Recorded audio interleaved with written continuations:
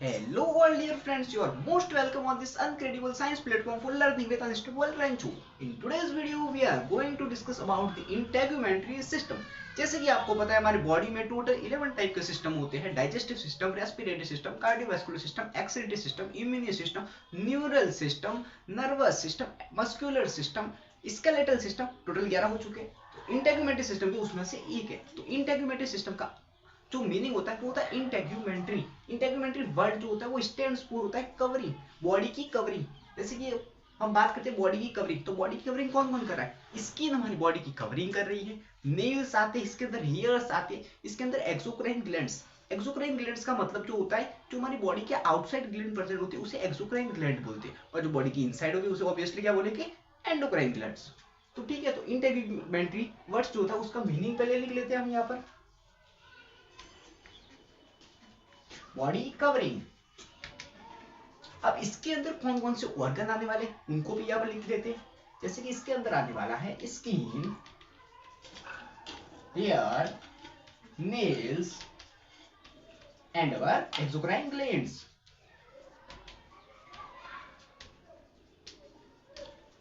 आज के वीडियो के लेक्चर में जो डिस्कशन किया जाएगा वो किया जाएगा स्किन के बारे में। तो स्किन के पहले हम क्या क्या पढ़ेंगे, स्किन क्या होती है, स्किन क्या फंक्शन होती है, स्किन की लेयर कैसे होती है, स्किन का डायग्राम कैसे है, तो एक एक करके सब पढ़ेंगे।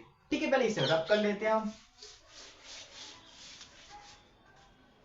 तो यहां तक आपने नोट कर दिया होगा। अब हम आगे बढ़ते हैं स्किन के बारे में।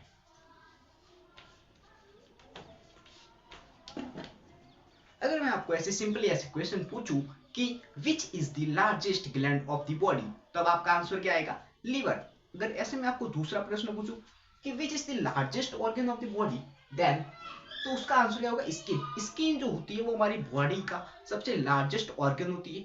क्यों होती है आपको पता ही है, क्योंकि ये जो होती है हमारी बॉडी का total 12 to 15% body weight contain की होती है। 12 to 15% बॉडी का वेट कंटेन करके रखी होती है, तो स्किन होती है वो।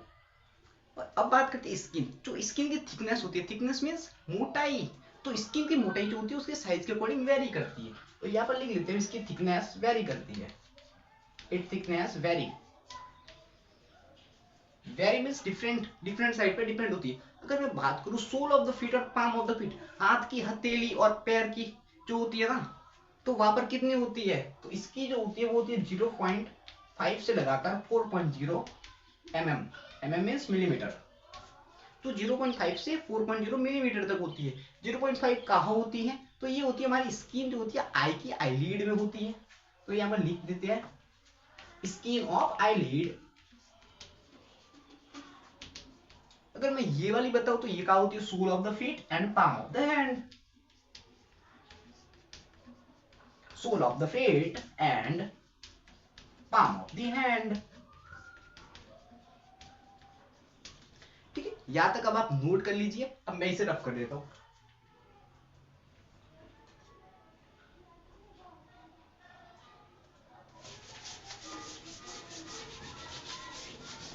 आई होप आपने नोट कर लिया होगा। नहीं कर लिया हो तो स्क्रीनशॉट लेकर रख दीजिएगा, बाद में आप इसे नोट कर दीजिएगा। अब हम पढ़ते हैं स्किन के फंक्शन के बारे में। Function of the skin.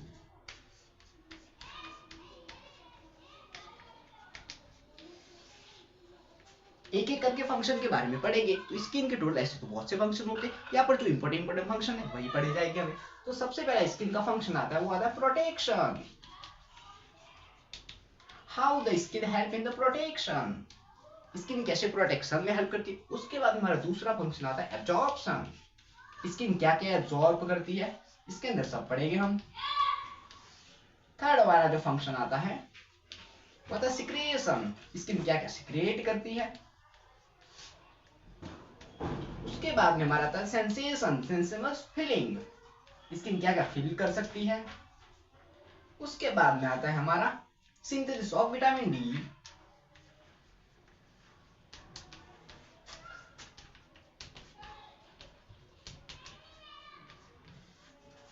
यहां तक हो चुका है। तो सबसे पहले हम पढ़ते हैं प्रोटेक्शन के बारे में। स्किन क्या से प्रोटेक्ट करती है। प्रोटेक्ट का मतलब होता है, हिंदी में कहे तो प्रोटेक्शन का मतलब है सुरक्षा। तो हमारी स्किन जो होती है वो कैसे सुरक्षा करती है, स्किन के अंदर जो होते हैं डेलिकेट ऑर्गन होती है, अंडरलाइन टिश्यू होते हैं, तो उनकी कवरिंग होती है, उनकी कवरिंग जो होती है वो स्किन होती है। तो अब स्किन को हेल्प तो करना पड़ेगा इनका, तो स्किन कैसे हेल्प करती है, तो इसके अंदर जो होता है बेसिकली एक कीरेटिन होता है, प्रोटीन होता है, वो इसके अंदर अंडरलाइन टिश्यू से हेल्प करता है। तो हम यहाँ पर लिखेंगे कीरेटिन हेल्प अंडरलाइन टिश्यू। देखिए मैं आपको पूरा पूरा नहीं लिखा रहा हूँ, मैं आपको एक माइंड मैप की तरह लिखा रहा हूँ। माइंड मैप किसे बोलते हैं आपको मैं बता देता हूँ पहले। माइंड मैप जो होता है केवल एक पेज का होता है। अगर मान लो ये जो मैं पढ़ा रहा हूँ इंटीग्रेटेड सिस्टम, तो इसका एक पेज का माइंड मैप आपको ऐसा बनाना है। अगर आपने उसे देख लिया तो बस हाँ, आप सब समराइज कर सकते हो, पूरे चैप्टर को समझ। भले 50 पेज का हो इसका थ्योरी, लेकिन अगर आप उस एक पेज को समराइज कर सकते हो, आपका माइंड मैप आपको बनाना है। और माइंड मैप जब भी बनाया जाता है तो कभी देखकर नहीं बनाया जाता है। माइंड मैप हमेशा जो होता है बिना देखकर बनाया जाता है। तो आपको ऐसे माइंड मैप रखने, मैंने ये जो 11 सिस्टम है उन सबके माइंड मैप रख लिए, एक एक करके बस एक्सप्लेन करना है, बस वही कर रहा हूँ। तो स्किन का प्रोटेक्शन का मतलब होता है केराटिन हेल्प, जो होता है अंडरलाइन टिश्यू डेलिकेट ऑर्गन उसमें हेल्प करने का काम करती है। उसके बाद में हमारा आता है मेलेनिन। मेलेनिन जो होता है पिगमेंट, वह भी हेल्प करता है। ठीक है, तो यहां तक हो चुका था। अगर मान लो कि कोई फिजिकल इंजरी हो जाए स्किन के अंदर, तो स्किन वहां से भी हेल्प कर रही है ना। तो it also help from the any physical injury in the delicate organ. अब हम बात करते हैं एब्जॉर्प्शन, स्किन क्या क्या एब्जॉर्ब करती है। तो स्किन जो होती है बेसिकली एब्जॉर्प्शन, जैसे कि एब्जॉर्प्शन तो मान लो जैसे कोई लोशन है, लिगामेंट है, ड्रग्स है, तो अगर स्किन के ऊपर हमारी कोई पेन हो रहा है तो हम उसे रिलीफ के लिए वहां पर यूज करते हैं। तो स्किन क्या करेगा, एज अ स्किन जो है एब्जॉर्ब करेगा उसको, और हमारी जो है पेन से रिलीफ लेने में हेल्प करेगा। तो skin is a route by which the drugs can enter into it and skin helps for the relief. तो यहाँ पर लिख सकते हैं, तो हम यहाँ पर क्या लिखेंगे कि drugs drugs such as lotion, liniment, gel absorb through the skin. अब हम बात करते हैं सिक्रेशन के बारे में, स्किन क्या क्या सिक्रेशन करने करती है। तो हमारी स्किन के अंदर ग्लैंड पड़ती है, सीबेसियस ग्लैंड और स्वेट ग्लैंड। स्वेट ग्लैंड जो होती है स्वेट सीक्रेट करने का काम करती है, और सीबेसियस ग्लैंड जो होगी वो सीबम सीक्रेट करने का काम करेगी। सीबम क्या होता है, ऑयली सब्सटेंस होता है जिसे सीबम कहते हैं, वो बॉडी के हाइड्रेशन को मेंटेन करने का काम करता है। और स्वेट ग्लैंड से जो स्वेट सीक्रेट होता है वो क्या काम करता है, वो बॉडी के टेम्परेचर को रेगुलेट करने का काम करता है। अगर मान लो किसी के अंदर स्वेट ग्लैंड से जो उसका जो स्वेट है वो निकलता ही जा रहा है, यानी एक्सेसिव लॉस ऑफ स्वेट हो रहा है, तो पर्सन के अंदर डिहाइड्रेशन हो जाएगा। और उस डिहाइड्रेशन का जो ट्रीटमेंट होगा वो होगा by taking water up to intake. तो हमारा ये वाला हो गया, ये वाला हो गया, सीक्रेशन हो गया। और सेंसेशन, सेंसेशन का मतलब होता है फीलिंग। जैसे कि मान लो मैंने यहाँ पर ऐसे किया तो मेरे को यहाँ पर ऐसे फील हुआ ना, तो स्किन का टच, अगर मैं इसको हीट करूं, अगर मैं इसको हीट करूं कूल करूं तो मुझे फील हो रहा है। तो फील होने का, टच का, हीट का, कूल का, ये सब किसके अंदर आएगा, ये सब सेंसेशन के अंदर आएगा। तो ये वाला भी क्लियर। उसके बाद आता है synthesis of vitamin D. Skin जो होती है अल्सो हेल्प करती है सिंथेसिस ऑफ विटामिन डी के बारे में। ये क्या करती है, जो यूवी रेस जो विटामिन डी आता है उसको प्रोलिफरेट करती है, और उसको फिर क्या करती है D3 में कन्वर्ट करती है, और फिर एब्सॉर्ब करने का काम करती है। तो इसी तरीके से हमने स्किन के सारे जितने भी फंक्शन है वह डिस्कस कर लिए। आप चाहे तो इसे नोट कर सकते हैं।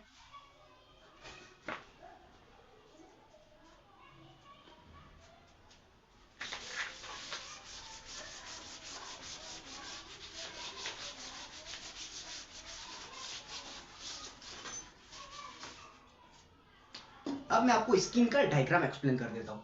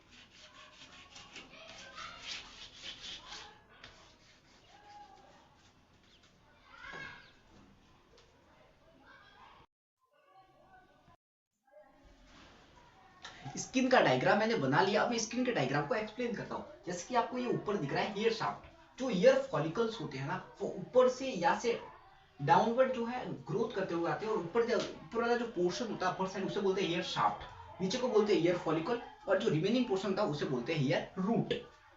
ये वाली ब्लड कैपिलरीज है, ये ब्लड वेसल्स है, ये वाली इतनी जो लेयर होती है उसे बोलते हैं एपिडर्मिस, फिर ये डर्मिस, और ये वाली हमारी हो जाएगी हाइपोडर्मिस। तो अब मैं आपको पढ़ाने जा रहा हूँ लेयर्स ऑफ स्किन। तो इसके लिए डायग्राम का रहना जरूरी होगा। तो मैं यहाँ पर हेडिंग ले लेता हूँ, लेयर्स ऑफ दी स्किन। तो सबसे पहले जो स्किन के लेयर्स आते हैं उसे कहते हैं एपिडर्मिस, दूसरी आती है डर्मिस, एंड देन हाइपोडर्मिस। यहाँ पर मैंने शॉर्ट में लिखा, आपको पता होगा। तो एक जो लेयर है वो फेमस है, उसे बोलते हैं सबक्यूटेनियस लेयर। सबक्यूटेनियस जो होती है उसे हाइपोडर्मिस को ही बोला जाता है, लेकिन आधे अभी भी कंफ्यूज है कि सबक्यूटेनियस क्या। तो सबक्यूटेनियस कुछ नहीं, हाइपोडर्मिस के बोल जाता है। तो आपको कंफ्यूजन ऐसा नहीं करना है। अब डायग्राम को रब करना पड़ेगा, क्योंकि आपको पता होगा। तो एपिडर्मिस लेयर जो बड़ा पोर्शन है, एपिडर्मिस लेयर के अंदर 4 पार्ट आते हैं, उसके अंदर सेल्स आती है, सेल्स के बाद में अंदर पार्ट आती है। तो ये बहुत बड़ा पोर्शन है एपिडर्मिस लेयर का, बहुत अच्छा टॉपिक है, पढ़ने लायक है।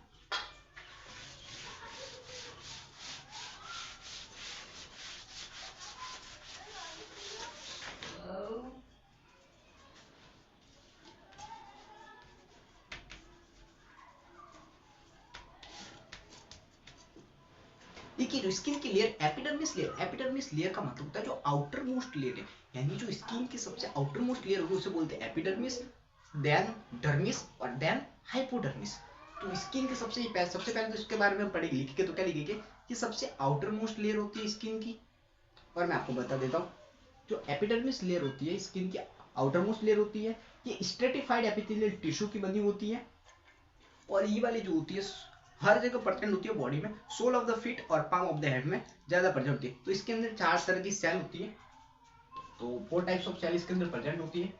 सबसे पहले ये लिख लेते हैं, आउटर मोस्ट होती है,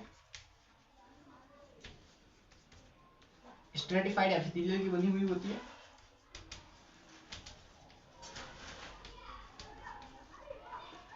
और 4 टाइप की इसके अंदर सेल आती है। तो 4 टाइप की जो सेल्स है बड़े डिफिकल्ट नेम है, ज्यादा तो नहीं है, लेकिन मैं इसे ऐसे याद करता हूँ। KM3 देख सकते हैं आप, केराटिनोसाइट,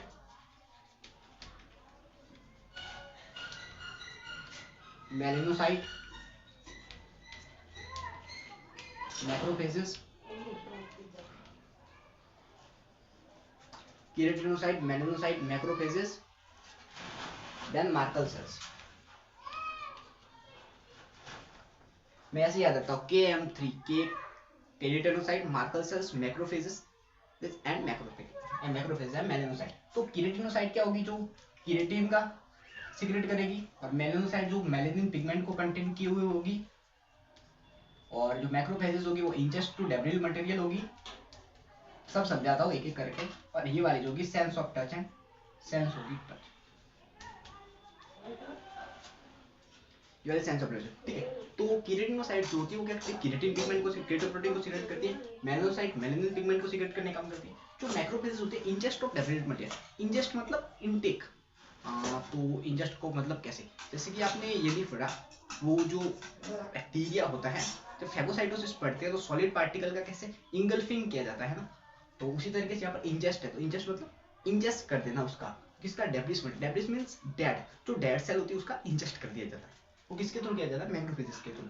उसके बाद में आता है हमारा marker cell, sense of touch इसमें आपको पता है।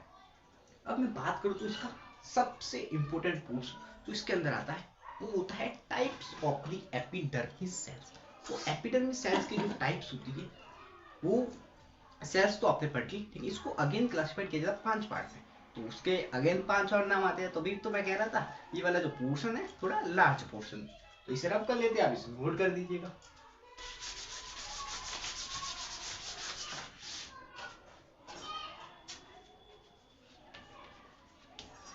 टोटल 5 टाइप्स होते हैं। तो इसका भी मैंने एक ट्रिक बना रखा है। तो 5 सेल्स को मैं ऐसे याद रखता हूँ, BCLGS, यानी stratum basalis, stratum corneum, stratum lucidum, stratum granulosum, stratum spinosum. हो गया ना याद? तो बहुत इजी है, मेरा ट्रिक देख लो आप। यहाँ पर ये होता है BCLGS। तो सबसे पहले हम लिखेंगे stratum basalis, then stratum corneum,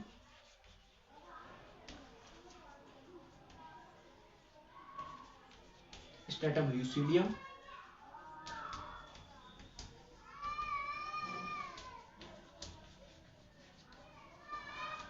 stratum ग्रेन्युलोसम,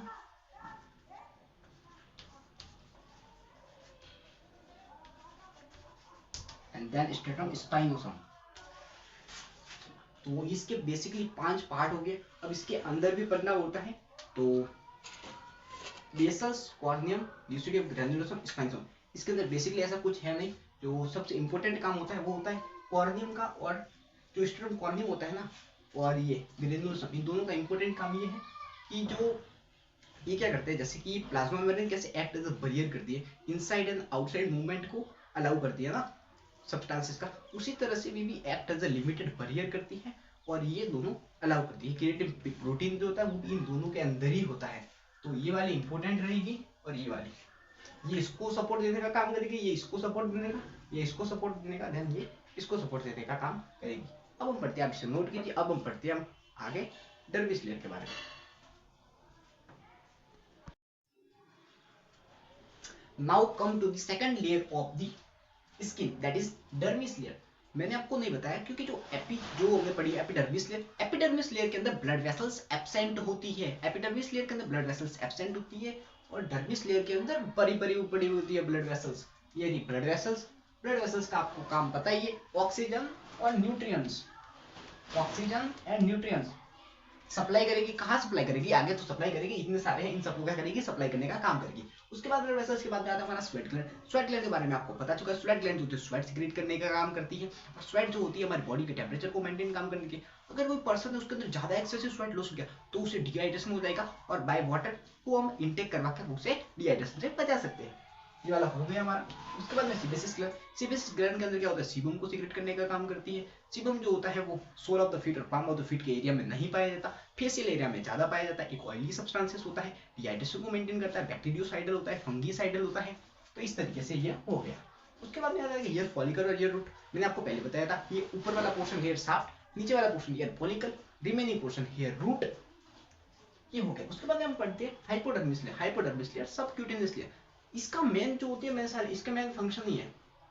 तो सबसे पहले मैं आपको बताता हूँ कनेक्शन, इंपोर्टेंट फंक्शन है। तो कनेक्शन जो होती है ये क्या करता है? डर्मिस लेयर को अंदर वाले जो ऑर्गन्स होते हैं उनसे कनेक्ट करने का काम ये करती है।